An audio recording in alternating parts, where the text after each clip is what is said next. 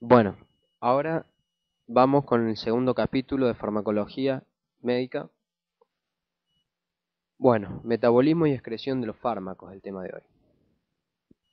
Eliminación.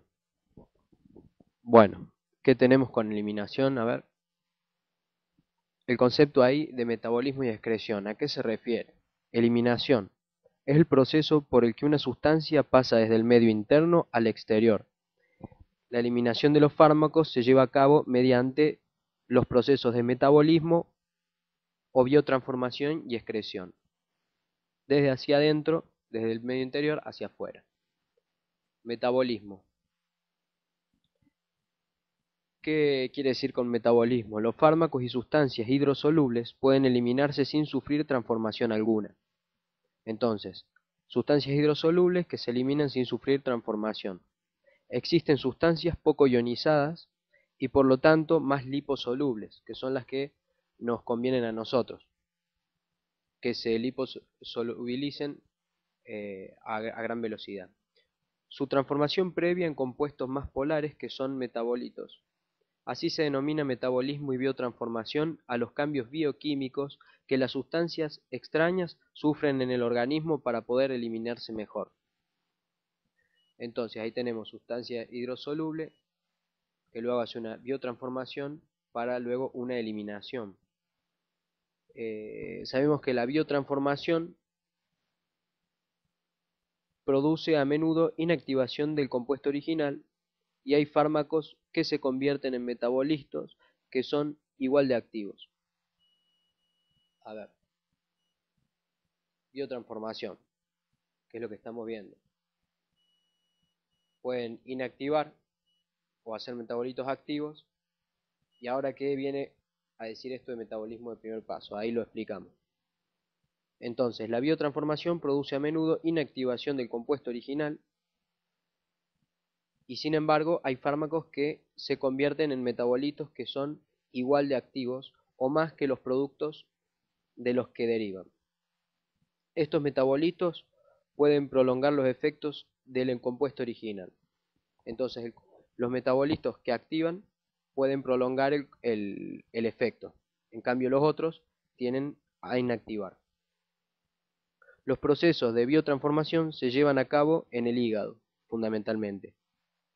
Más concretamente en el sistema microsomal hepático y pueden ocurrir también en otros tejidos, como el intestino delgado, el riñón, la sangre, las glándulas suprarrenales y el pulmón, entre otros.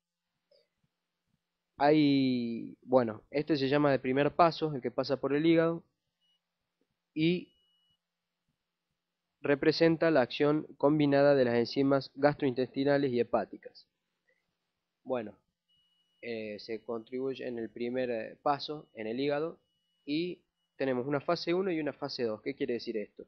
En general, el proceso de biotransformación se lleva a cabo de forma secuencial en dos fases o etapas. En la fase 1 se añaden sustituyentes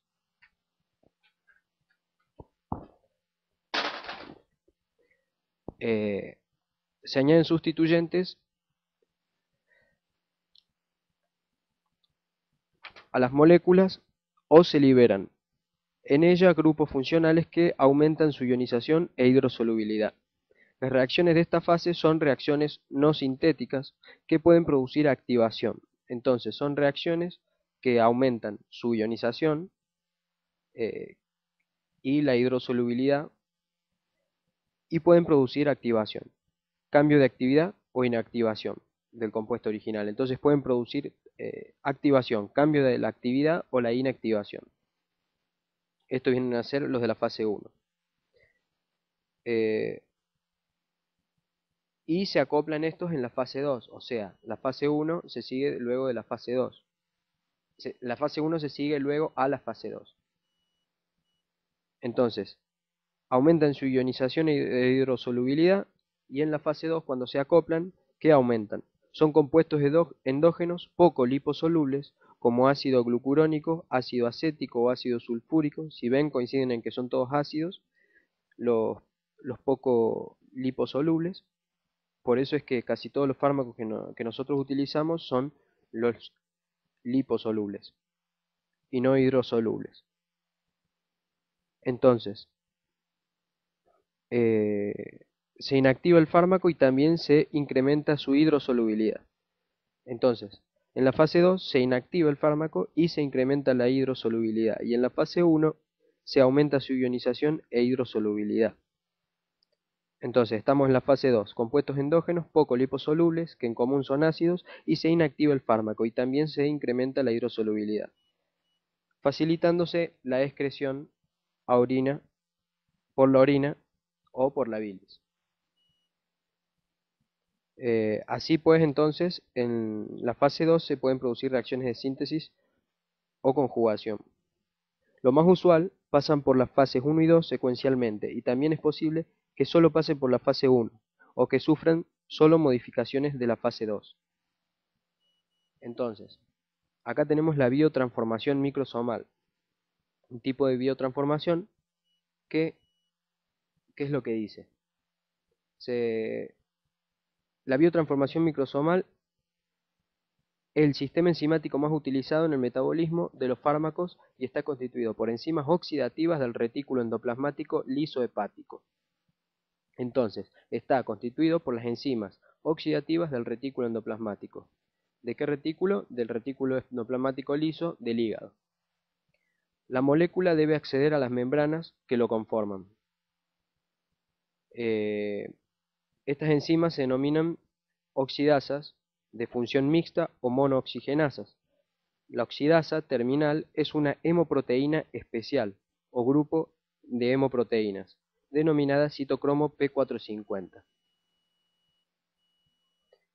Entonces, ¿cómo se denominan las enzimas? Estas que son oxidativas en el hígado del retículo endoplasmático liso se llaman citocromos P450 y son oxidasas de función mixta o monooxigenasas. El citocromo P450 se localiza en el retículo endoplasmático, como veníamos diciendo, de todas las células del organismo también. Las mayores concentraciones se encuentran en el hígado, por eso es que le damos relevancia a las células del hígado, y en la pared intestinal. Bueno, hay un papel de detoxificación, además de liberación de agua, y se forman radicales libres e intermediarios epóxidos que resultan tóxicos. CYP. Se denominan con el prefijo CYP, seguido de un número que designa la familia.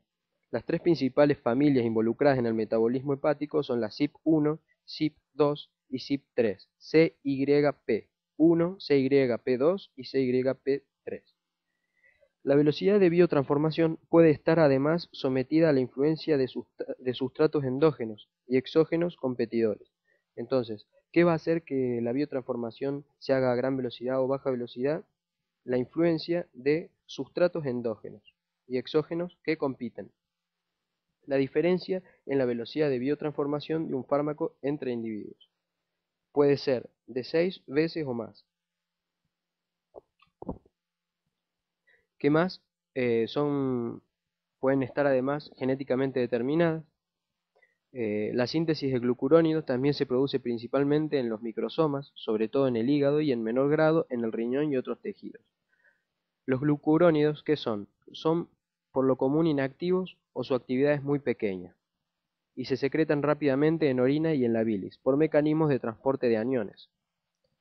Hay que tener en cuenta que los glucurónidos eliminados en la bilis pueden ser luego hidrolizados por la beta-glucuronidasa intestinal o bacteriana, y el fármaco liberado puede reabsorberse de forma que este ciclo enterohepático puede prolongar la acción del fármaco. También hay que tener en cuenta que en ocasiones los glucurónidos resultan más activos que el fármaco original.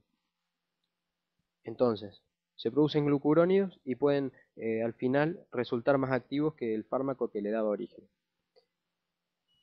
Esa es la biotransformación microsomal a partir de enzimas de P450 oxidativas que predominan en el hígado.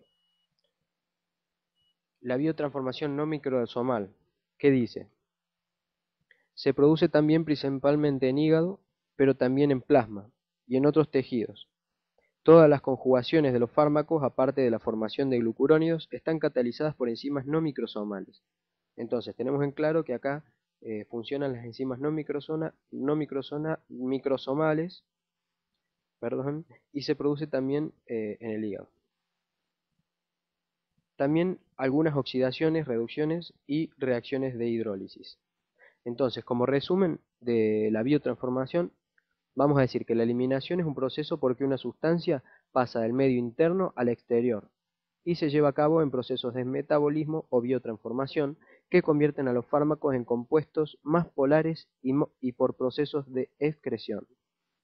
En la fase 1, la biotransformación ocurre en reacciones no sintéticas que veníamos diciendo que producen activación, cambio de actividad o inactivación del compuesto original. La fase 2, se acoplan compuestos endógenos y se inactiva en general el fármaco. Bien, y el sistema enzimático más utilizado de enzimas oxidativas, veníamos diciendo, es el citocromo P450 en el retículo endoplasmático liso, preferentemente del hígado, y en la pared intestinal. En la especie humana se han caracterizado citocromos P450, que eran los CYP de las familias, que son los tres principales, CYP1, CYP2 y CYP3, CYP. Son las más usadas.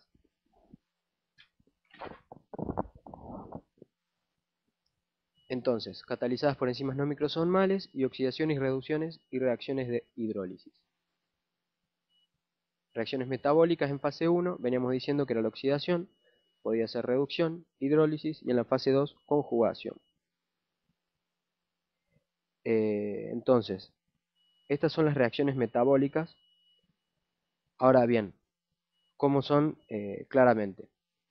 Las reacciones metabólicas que se pueden producir en la fase 1, por ejemplo, la reacción de oxidación, es la vía de transformación metabólica más frecuente en la especie humana en el sistema microsomal hepático. Puede ser hidroxilación alifática y aromática, que no es necesario que lo sepan tan bien, a no ser que quieran estudiar bien fino, yo solamente lo nombro.